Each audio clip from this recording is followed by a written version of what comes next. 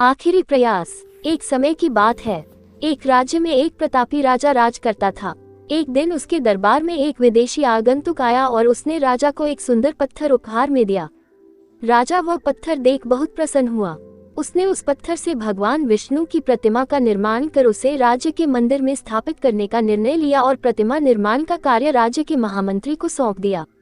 महामंत्री गांव के सर्वश्रेष्ठ मूर्तिकार के पास गया और उसे वह पत्थर देते हुए बोला, महाराज मंदिर में भगवान विष्णु की प्रतिमा स्थापित करना चाहते हैं। 7 दिवस के भीतर इस पत्थर से भगवान विष्णु की प्रतिमा तैयार कर राजमहल पहुंचा देना। इसके लिए तुम्हें 50 स्वर्ण मुद्राएं दी जाएंगी। 50 स्वर्ण मुद्राओं की बात सुनकर मूर्तिकार खुश हो गया और महामंत्री के जाने के उपरांत प्रतिमा का निर्माण कार्य प्रारंभ करने के उद्देश्य से अपने औजार निकाल लिए। अपने औजारों में से उसने एक हथौड़ा लिया और पत्थर तोड़ने के लिए उस पर हथौड़े से वार करने लगा, किंतु पत्थर जस का तस रहा। मूर्तिकार ने हथौड़े के कई वार पत्थर पर किए, किंतु पत्थर नहीं टूटा। 50 बार प्रयास करने के उपरांत मूर्तिकार ने अंतिम बार प्रयास करने के उद्देश्य से हथौड़ा उठाया, किंतु ये सोचकर हथौड़े पर प्रहार करने के पूर्व ही उसने हाथ खींच लिया कि जब 50 बार वार करने से पत्थर नहीं टूटा तो अब क्या टूटेगा। वह पत्थर लेकर वापस महामंत्री के पास गया और उसे यह कह वापस कर आया कि इस पत्थर को तोड़ना नामुमकिन है, इसलिए इससे भगवान विष्णु की प्रतिमा नहीं बन सकती।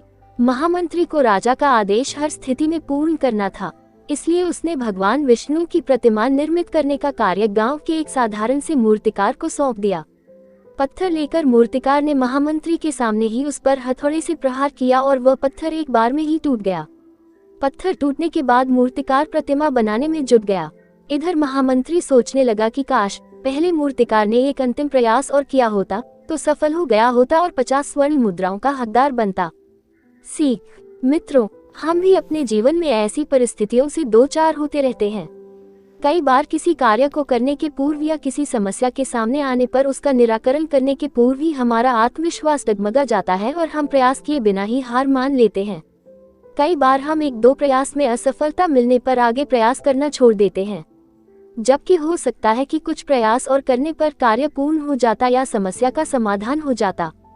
यदि जीवन में सफलता प्राप्त करनी है तो बार बार असफल होने पर भी तब तक प्रयास करना नहीं छोड़ना चाहिए जब तक सफलता नहीं मिल जाती।